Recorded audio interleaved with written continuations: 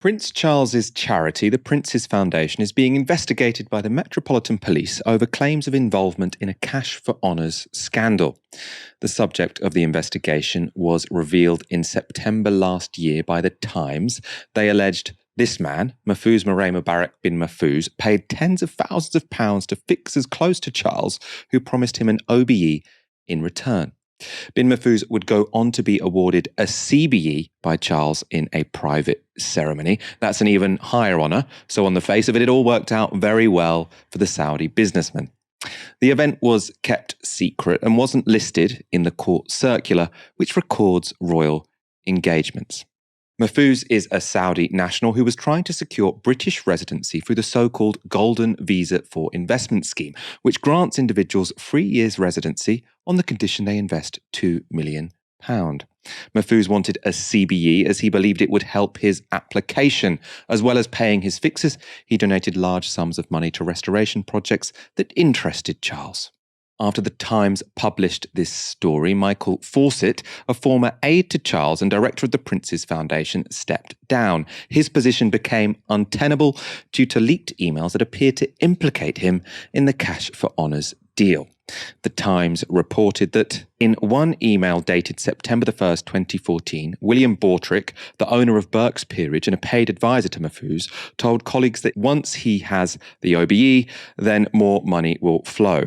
The OBE, he said, was promised to Mahfouz bin Mahfouz to get the £1.5 million he paid for Dumfries House and the Castle of May. Bortrick, whose centuries-old publication records the genealogy of the British aristocracy, added, Michael Fawcett needs to keep to his side of the bargain and sort out the OBE immediately, then assist with citizenship.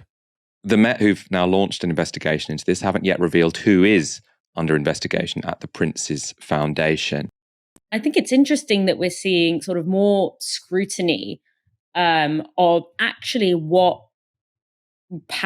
forms of power the monarchy occupy in our society and the kinds of immunity and enrichment that they have, which kind of goes against what we are typically told about the monarchy, which is that the monarchy is just this kind of relic from the past that brings in a lot of tourists, but doesn't really kind of, shape British life in any kind of meaningful political or financial way.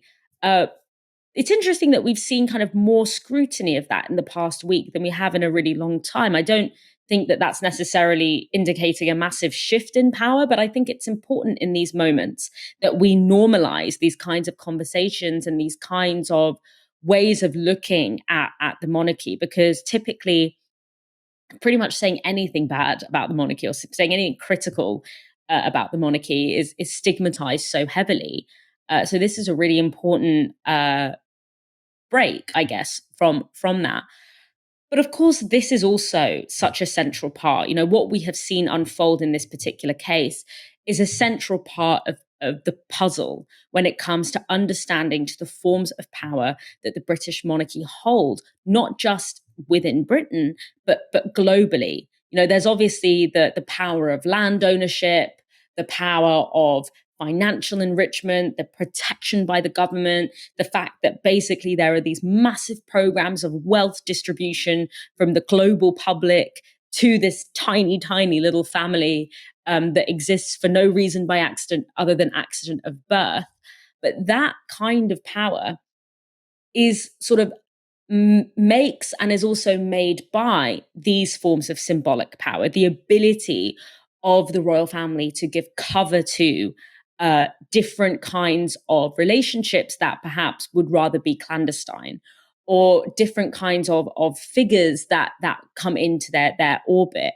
And this is again where the lack of transparency that comes not only from institutionalized government policy, such as the ability to keep movements of money and movements of finances secret for no other reason than it would break the spell of the power that the monarchy holds, but also the kinds of informal contracts and the informal relationships between media and monarchy, and even police and monarchy, that also conceal a key part of how power functions in this country.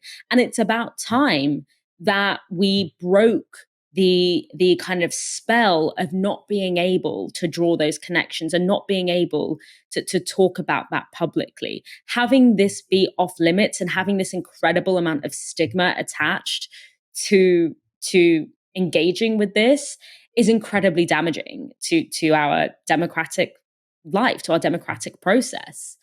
So I think it's really it's a good step. I don't think it's implies a significant shift in power relations in Britain, but it might be just a teeny tiny step in a better direction. Because as you said, with more transparency will probably come a lot more disillusionment with the way that the monarchy operates, and in fact, the existence of a monarchy at all.